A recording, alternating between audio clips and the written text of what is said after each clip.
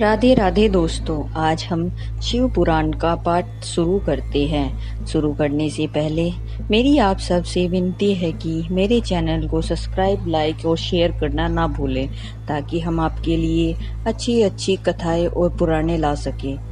ओम नमः शिवाय। चलो आइए शुरू करते हैं। राधे राधे दोस्तों, आपका फिर से स्वागत है मेरे YouTube चैनल राधे श्याम में। आज हम आपको आगे की कथा सुनाते हैं, जिसमें गोप बालक श्री कर की कथा है। वह भगवान शिव की कृपा पात्र हो चुकी थी।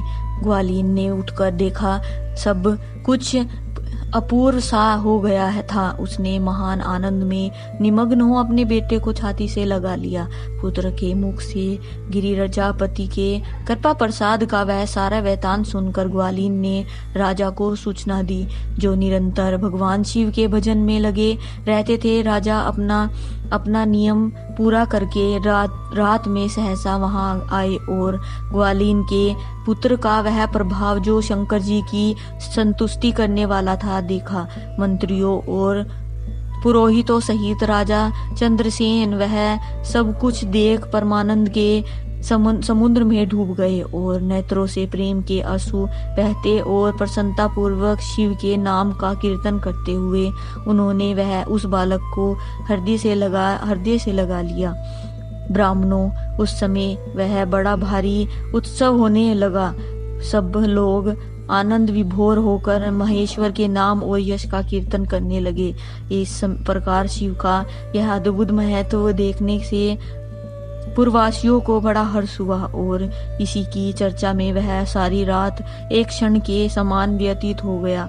युद्ध के लिए नगर को चारों ओर से घेर कर खड़े हुए राजाओं ने भी प्रातःकाल अपने गुप्तचरों के मुख से वह सारा अद्भुत चरित्र सुना। उसे सुनकर सब आश्चर्य से चकित हो गए और वह वहां आए हुए सब नरेश एकत्र हो आपस में इस प्रकार बोले, यो राजा चंद्रसेन बड़े भारी शिव भक्त हैं, अतएव इन पर विजय पाना कठिन है। ये सर्वथा निर्भय होकर महाकाल की नगरी उज्जैनी का पालन करते हैं। उसकी पुरी के बालक भी ऐसे शिव भक्त हैं। वे राजा चंद्रसेन तो महाशिव भक्त हैं ही। उनके साथ विरोध करने से निश्चय ही भगवान शिव क्रोध करेंगे और उनके क्रोध से हम सब लोग नष्ट हो जाएंगे। अतः इन नरेशकों के साथ हमें मेल मिलाप ही कर लेना चाहिए। ऐसा होने पर महेश्वर हम पर बड़ी कृपा करेंगे। सूत जी कहते हैं, ब्राह्मणों, ऐसा निश्चय करके शुद्ध हृदय वाले उन सब भूपालों ने हथियार डाल दिए। उनके मन से वैर भाव निकल गया। वे सभी राजा अत्यंत प्रसन्न हो चंद्रसेन की अनुमति ले महाकाल की उस रमणीय नगरी के भीतर गए। वहां उन्होंने महाकाल का पूजन किया। फिर वे सब के सब उस ग्वालिन के महान अभयदायक पूर्ण दिव्य सौभाग्य की भूरी प्रशंसा करते हुए उनके घर पर गए। महाराजा चंद्रसेन ने आगे बढ़कर उनका स्वागत सत्कार किया। वे बहुमूल्य आसनों पर बैठे और आश्चर्यचकित एक आनंदित हुए गोप बाल के रूप ऊपर कृपा करने के लिए स्वयं प्रकट हुए। शिवालय और शिवलिंग का दर्शन करके उन सब राजाओं ने उनकी अपनी उत्तम बुद्धि भगवान शिव के चिंतन में लगाई। तदंतर उन सारे नरेशों ने भगवान शिव की कृपा प्राप्त करने के लिए उस गोप शिशु को बहुत सी वस्तुएं प्रसन्नता पूर्वक भेंट की। संपूर्ण जनपदों में जो बहुसंख्यक गोप रहते थे, उन सबका राजा उन्होंने उसी बालक को बना दिया। इस समय समस्त देवताओं से पूजित परम तेजस्वी वानर राज हनुमान जी वहां प्रकट हुए। उनके आते ही सब राजा बड़े वेग से उठकर खड़े हो गए। उन सब ने भक्ति भाव से विनम्र होकर उन्हें मस्तक झुकाया। राजाओं से पूजित हो वानर राज हनुमान जी उन सब के बीच में बैठे और उस गोप बालक को हृदय से लगाकर उन नरेशों की ओर देखते हुए बोले, राजाओं, तुम सब लोग तो तथा दूसरे देहधारी भी मेरी बात सुनो, इससे तुम लोगों का भला होगा। भगवान शिव के सिवा देहधारियों के लिए दूसरी कोई गति नहीं है। यह बड़े सौभाग्य की बात है इस पर कि इस गोप बालक ने शिव की पूजा का दर्शन करके उससे प्रेरणा ली और बिना मंत्र के भी शिव का पूजन करके उन्हें पा लिया। गोप वंश की कीर्ति बढ़ाने वाला यह बालक भगवान शिव का श्रेष्ठ भक्त है। इस लोक में संपूर्ण भोगों का उपभोग करके अंत में यह मोक्ष प्राप्त कर लेगा।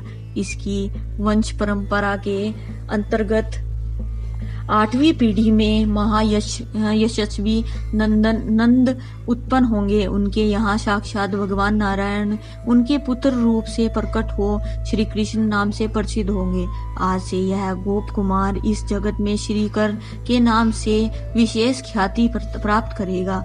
नसूची कहते हैं, ब्राह्मणों, ऐसा कहकर अंजनी नंदन शिव स्वरूप वानर राज हनुमान ने समस्त राजाओं और महाराज चंद्रसेन को भी कृपया दृष्टि से देखा।